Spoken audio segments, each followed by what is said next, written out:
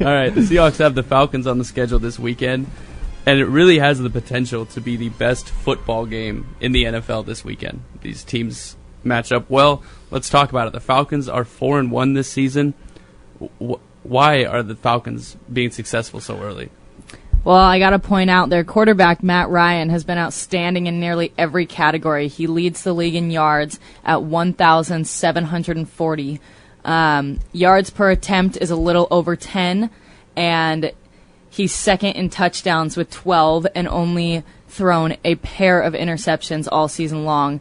And in my opinion, he's been the best quarterback in the league so far. That's totally fair from those numbers. I mean, that's 1,700 yards in 5 games. And let's say we're playing a game where you don't say a person's name, you're closing your eyes, you're hearing those stats. I'm saying Tom Brady, Aaron Rodgers, or Tony Romo. That's who those stats are. Mm-hmm. That's Matt Ryan. Mm-hmm. That's Matt Ryan, Boston College, Drew. Are you kidding me? I mean, what's causing the Falcons' early success? To be quite honest, I've watched 3 of their games this year, and I have no idea how they're winning. I have no idea.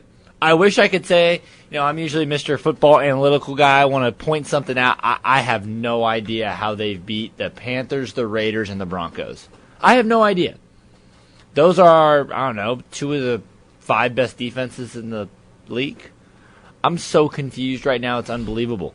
Matt Ryan looks like a Hall of Fame quarterback, and I have no idea how. How does one wide receiver have 300 yards receiving in a game? I have no idea. Interesting kind of side note here for the Atlanta Falcons.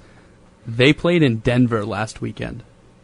Okay, so rather than flying back to Atlanta, the Falcons flew into our area up here in the Northwest, and they rented the University of Washington's practice facilities. I think the reports are for about $41,000 this week, so they had a couple practices over at UW. What are your thoughts on that? Should there be loyalty between the Huskies and the Seahawks? Like, we're going to help you out. We're not going to let the Falcons practice here. Like, what do you guys think? What does everybody think? Money makes the world go round, Christian. $41,000. Hey, if you want to come practice at our facilities for a week, I love it. I think that's great. Also, I think it's a great move by the Atlanta staff. You turned a 4.5-hour plane flight and 2-hour time difference into a 2-hour plane flight and 1-hour time difference, and they get to stay in a hotel one less travel day. I think it's the most brilliant move of the football season so far. I think it's the smartest thing the Falcons have ever done in the history of Falcons football, and I think that wanting some loyalty between the Huskies and the Seahawks is like asking for some loyalty between us and Seattle U. And it just doesn't work like that. Okay. Lacey, what do you think about it? I couldn't agree more. I think it's actually pretty cool that they're able to do that, and smart move by the Falcons to be able to kind of rest and not have to worry about travel. So smart. And yeah, money. I mean, shoot, if someone came to PLU and offered us $41,000, I'd take it in a heartbeat, no matter the relationship between Seahawks, UW, PLU, whatever. Yeah. I'd take that in a second. That's totally fair. Kellen, what do you think about it? So the head football coach for the Atlanta Falcons, his name is Dan Quinn. Oh, that sounds sounds familiar. Didn't play, my fault. He coached in Seattle. There it is. So he knows the area. He knows. He's probably has some connections. And I think it's a great move by Dan. I think what Dan is thinking is, hey, let's get our team out in the weather. Let's get them accustomed to probably what they're going to see on Sunday. I think it's a great move. And I'm kind of upset that Dan Quinn didn't call President Christ and practice on our turf. We could use $41,000. Yeah, we really could. awesome. So no one has a problem. No one's going to play the role of reactionary fan and go, "Oh, Huskies should help the Seahawks. What are they doing?" I mean, I don't even look at it that way. I just think from a standpoint of a football player, I think it's a great move by Dan Quinn. I don't think of, as a Seahawks fan, you should say no, UW. Come on, let's go. How many UW players are really going to end up playing for the Seahawks, though? Think about it. Not very many, but so at who the same cares? Maybe some will play for the Falcons now. Maybe they get to meet some of those players. Yeah, that part is out of their control. I'm just trying to see if I could push a button here that makes everyone go, no way. You're not pressing it. It's not working. I just hope that our boy Jake Browning doesn't have any conversation with Matt Ryan and lets his subpar quarterback play rub off on him. Actually, no, I hope he does. Matt Ryan should rub off on Jake even more. No, Matt Ryan is a B- quarterback. Stop. He's playing like an A+ right No, now. he's a B-. Go away, Kellen. No one cares. He's in calm law. He's a killing B- it. quarterback. All right, no one cares. Let's send it over. Let's make our predictions for the weekend. What What's the thoughts? What will happen on Sunday when the Seahawks play the Falcons? Oh, guys. Do it!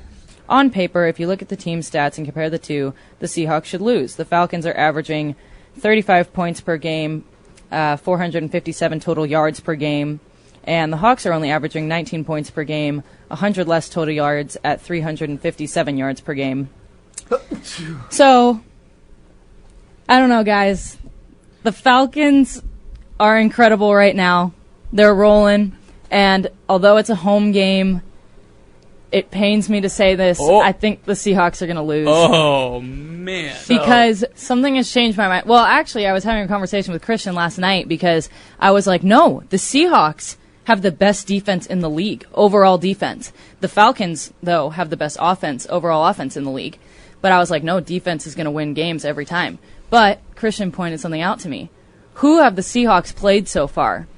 Not teams really worthy of saying, "Oh, we're the best defense in the league." They played those 49ers who have this really potent offense. No, I'm completely kidding. Continue. Yeah, so I think it's going to be a tough game, and I'd like to be optimistic and say the Seahawks are going to win, but ultimately, in my heart, I think they're going to lose. Oh, man. That's really hard for me to say.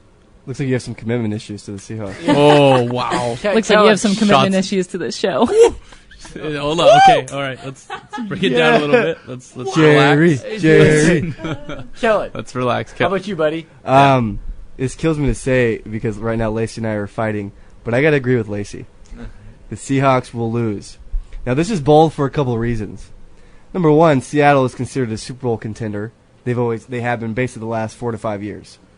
Secondly, as you know, I love when teams are at home. The Seahawks are playing at home. They're playing at CenturyLink. Those, in my opinion, are the only reasons that need to be pointed out because they hold some serious weight.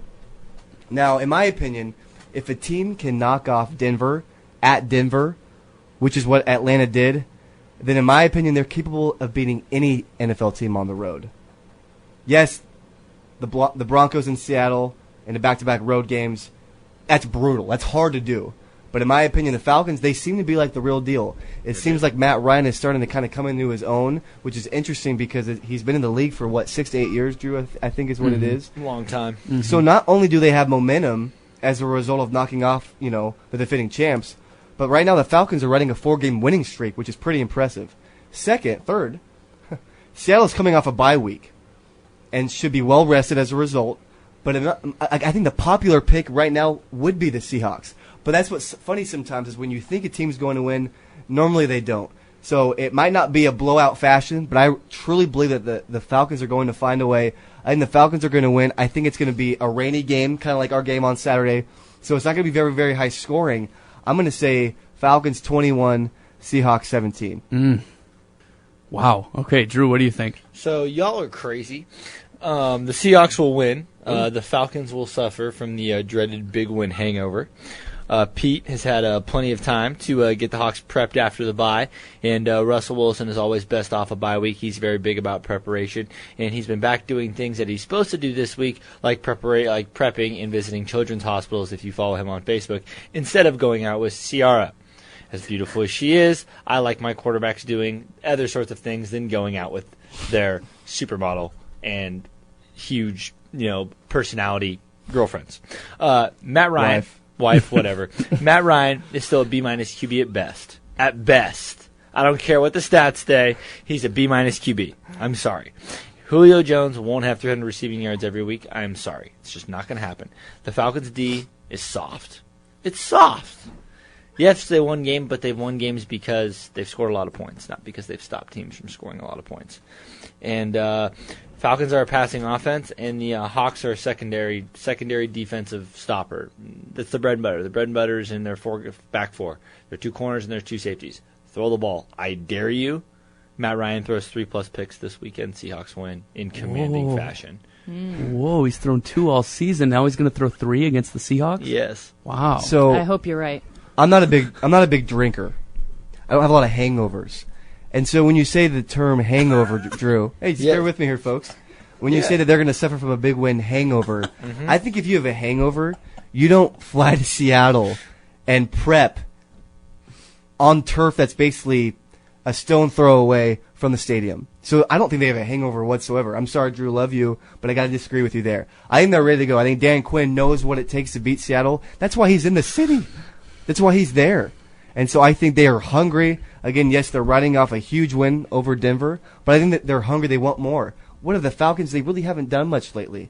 So I think they do not have a hangover. But again, like you said, Matt Ryan has shown to not be the best quarterback at times. At times? But I think He's had one great stretch of games, and now he's Peyton Manning? No, he had a great rookie season as well. His first couple years were solid. Then he's kind of turned into Ryan Tannehill.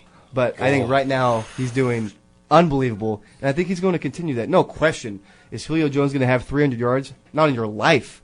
Not on your life. But I think he's going to have a great game. I think we should let Christian give his opinion. What do you think, Christian?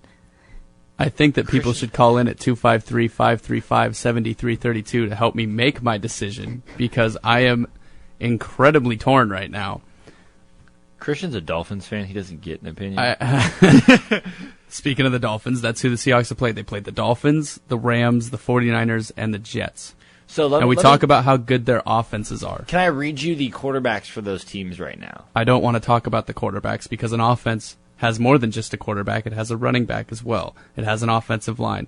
There are more parts than just the quarterbacks. Yeah, but the quarterback's the most important part. The quarterback is as a whole. The quarterback is the only position in Vegas that is worth more than a point. As a whole, the Rams are the worst offensive team in the league.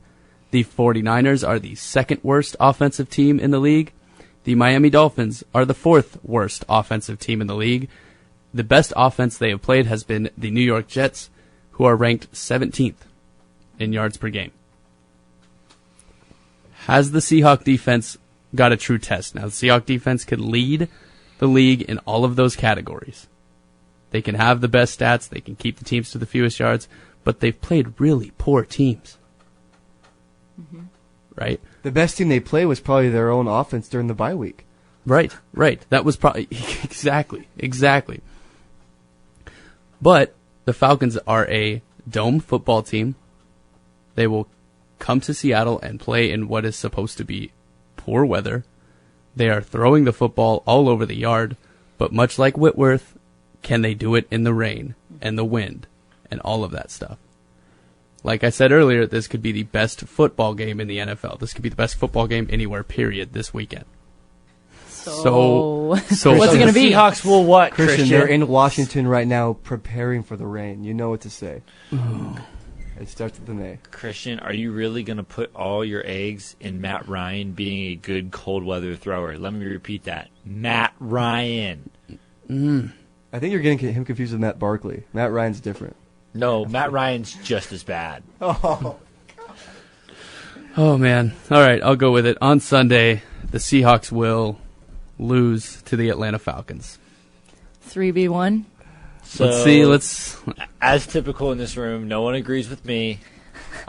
Very typical. I wanted to very bad. I wanted Yes. to very bad, but I think the evidence is there. The Seahawks defense hasn't got a true test yet. Mm-hmm. And if they walk away still being the best defense in the league after Sunday, then we could stop talking week by week and we could plan for a Super Bowl. Heck yeah. I like that. I think that's fair.